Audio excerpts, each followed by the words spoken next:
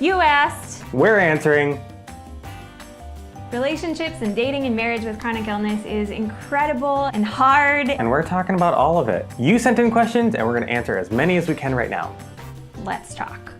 Do you have a secret handshake? No, we do not. No, we do not. Were there any bumps in the road or times that you had to learn a lesson the hard way when it came to chronic illness? Oh, yes. Depression. I deal with depression. When we were dating, I had a time when it was a little bit worse. You were maybe not super patient. There was a moment of snap out of it, like how long is this gonna last? And I'm sitting there like, are you kidding me? We had to kind of talk it through. And I don't fully understand it still, but trying to learn. And now actually, you're incredibly empathetic about anything with my mental health. True dat. So we kind of had to learn the hard way. Yeah. This question is from Emptying My Bucket. How do you get the confidence to date when you've been ill for a long time? Sometimes we lose our confidence when we spend too much time looking at this much of the picture. So let's look at the bigger picture. What are the pieces of you that you're proud of? What makes you you? Sit down and think of all the things that you really love about yourself. Journal about some of the pieces of your character that you really like, and spend time around good people who build you up. The greatest gift that you can give someone is to spend your single years really well and really take the time to learn about yourself and to grow as a person. Just by doing that, just for yourself, you're going to develop a lot of confidence and you're going to feel like, man, I'm a catch. I'm really awesome. I deserve to be with someone. Which of you is the most messy? Neither of us. Oh, neither of us. Yes, that's how I would have answered as well. At HSife asked, how does one handle not overburdening the other with daily tasks and chores when they're having a flare? For us, at least in our relationship, it balances out over time. If Anna's not feeling well and I have to kind of pick up the slack in the future, I'll get you later. She'll get me later. When I am able to do things to serve Randy around the house, I do those things. Yeah. Some of our best advice that we got before we got married was to serve one another. It's really easy to start to be resentful or to start to take advantage. Serving is an attitude, not a favor. You can't expect to get paid back for things. It just has to be something that you want to do. We don't keep score. Yes. Yeah. Moving on. What silly or embarrassing things do each of you do to relax when sickness gets too stressful? If I just want to unplug, I watch trashy reality TV. You can't think when you're watching that stuff. The first year of marriage is often a period of adjustment and compromise. What types of conflicts were influenced by illness and how did you work through them? Sometimes when we're out with friends, I'll kind of nudge you and be like, hey, I'm not feeling the best. True. Like, maybe we should take off. And I was like, oh, cool. So you still got some energy in the tank. Yeah. Let's to keep him, that hanging was out. like, all right, we got a good hour and 15 left in the tank. Exactly. We totally just talked it out. I had to learn what those codes meant, and also on Anna's end, how she can maybe communicate that need better. Now we don't have that problem, but I think just in general, that's kind of our MO with working things out. We just kind of talk them through. True. Which of you is the better cook? He is for sure. At Thrifty Passenger asked, how do you guys work out arguments if Randy doesn't think Anna is as sick as she feels? Ooh, I've never been in a situation where I doubted how Anna felt. It's her body and it's what she's feeling, and I have to learn to trust that. Marriage is ultimately about partnership. My thing is when Anna's not feeling well, what can I do to be a really good partner? And I'll ask her too, and sometimes it's just holding her hand or equipping her with a puke bucket or different things. I want to do everything that I can do in my nature and my power to be a good partner to Anna in those times, because that's the most I can do.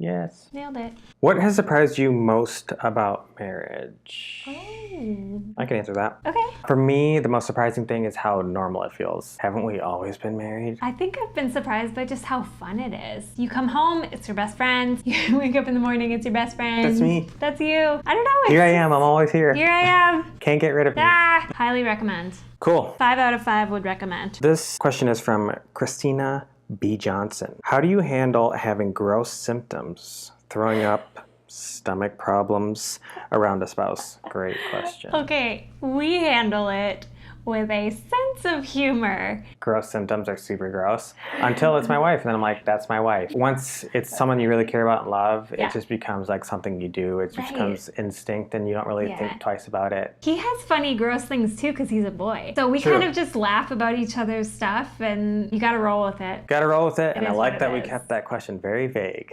Yes. Okay. Mary Lindsay writes, how do you know how much to talk about your chronic illness with your date? When it has become part of your everyday life, how do you not talk too much about it? Look at that self-awareness. Look at you go. The fact that you're asking that question is a good sign. Anything that's a big part of our life, we just have the tendency to talk a whole lot about. Let's talk about my doctor's appointments. Let me tell you about my 17 MRIs yesterday. We just have to keep that in check. As far as just a practical step, ask good questions. Become a master question asker. How do you gauge how much to talk about or the angle that you should talk about these things without feeling like you're just being a bummer? I think you have to become really good at reading the room. More often than not, you start to talk about your chronic illness and they just get bummed out. It just goes dead silent. Like, so awkward. It should not be on me in that moment to like cheer up the room and rally the troops, but sometimes you just have to like deal and either let the awkwardness linger until somebody else talks, or I can ask a question. Knowing what tiers of friendship you can have what conversations with is really important.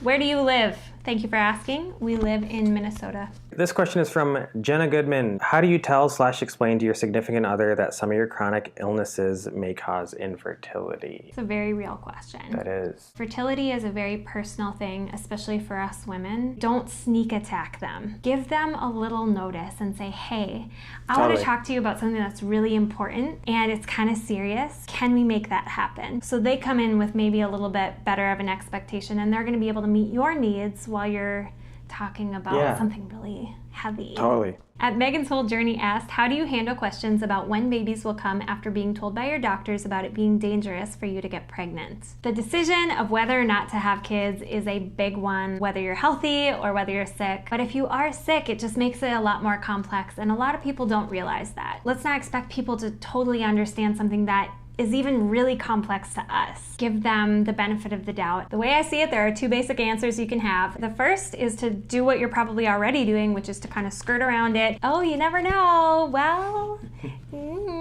And the second option is to choose to take the opportunity, seize the day. If you feel comfortable doing that, you go for it and say, actually, I may not be able to have children, or actually, I may not choose to have children because I deal with a lot of illness issues on my own, and then move on. Ask them a question. Let them deal with the awkwardness. You've done your part. Next question is from Elizabeth GE. How do you both maintain a healthy mental state while in a relationship where one person is chronically ill? From the healthy person's point of view, take time for yourself. When you're at your best, you can be at your best for another person, and that's really important. I journal, I pray, and I'm very honest in my prayers. I spend time talking to friends who really build me up and challenge me, ask me the hard questions, encourage me. At Haley M. Woodcock says, do you both go to counseling together or separate? We have both gone to counseling together and separate. Counseling's amazing. Definitely can't recommend it enough. I've seen a couple different counselors before, and not everybody's a good fit. Don't write off counseling just because you had one weird experience. This question is from Lindsay Love, 126. How do you keep intimacy alive with chronic pain? Keep dating. Keep getting to know each other. We're still doing date nights. It's very true. Intimacy is connection. That's not just sex. Even just being close with the person. Light touches or just being like spending really good quality time. Be really, really protective over your time too. Make time for it and keep it a priority. And guys, make an effort. What is the worst kind of sandwich? Thank you for asking. Anything with mayonnaise? What? I don't like mayo. You know this. You know this. I know, but I'm like, is there any kind of sandwich that I don't like? You love sandwiches. If your deli meat has been swimming in a tub of deli meat liquids and fluids, I will not be eating your sandwich. Thank you.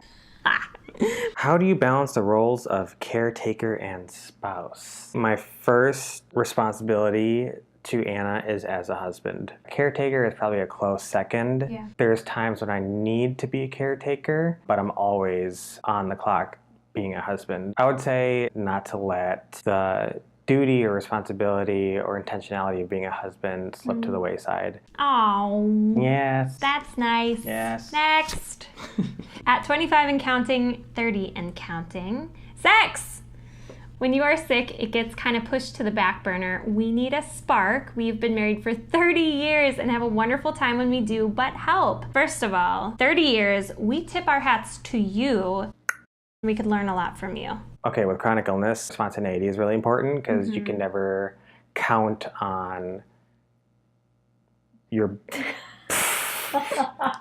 I want to talk to the ladies. I understand that you do not probably, in all likelihood, feel sexy. And if you're healthy and you're watching this, let me put it into terms for you. If you've ever had a horrible flu or case of food poisoning, how sexy do you feel? Great, now you understand. We don't feel sexy. So, ladies, do what it takes to get you into sexy zone. If you feel confident and you feel sexy about yourself after taking a bath, take a bath. If you have some clothes that you love to wear that makes you feel really confident, do that. It's important that you can find your confidence. For relationships with chronic illness, you never know what'll happen and how you're feeling. And that's okay too. You just have to hold loosely to expectations and make sure that you're talking about it. That's huge. Randy, when Anna's illness is really stressful and hard on you, where do you turn to for support, or who do you talk to? I look inside. I stare in the mirror. I splash water on my face. Anna's caretaker for most of her life was her mom. We have a great relationship to where I can reach out to her at any time. We also have some really good friends that I know that I can turn to at any point. It's really important to have community like that, and that's what helps me in those situations. Randy, is there anything you wish you knew before starting to date someone with a chronic illness? No, not really. I'm okay with that because I'm eager to learn and willing to learn. And I really liked Anna from the start, so knowing that she had a chronic illness didn't really matter to me. This question is from Mary Ellen King. What have you found to be some good coping mechanisms interpersonally when you are experiencing a particularly challenging health event? Our faith. When things feel impossible, it's like super important to have, for me, the faith to walk through it and to know that things will be better on the other side. It's a lifeline for us. Are there any pros or upsides to being in a relationship with chronic illness?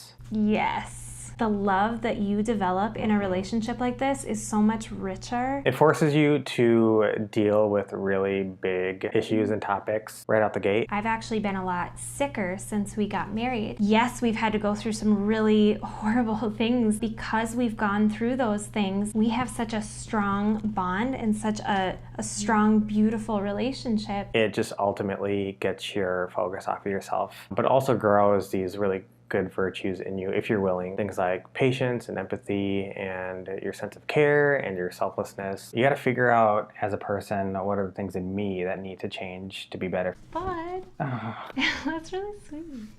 Chronically ill, more like chronically chill. Am I right? So stupid. So stupid. Okay. Yeah. Good job, bud. Love you. Love you too. Oh, hi. I didn't see you there. What were you looking for in the woman that you would marry? Just a good, solid woman. Solid woman? Like a beefy woman. That's what you make it sound like. You wanted to hear more about relationships with chronic illness. Don't remember what I was going to say. Is that as far as you can remember? I like baking, but I'm not like having a Martha Stewart moment or anything. I'm part of your everyday life. Nope. I cannot read. I think I got it.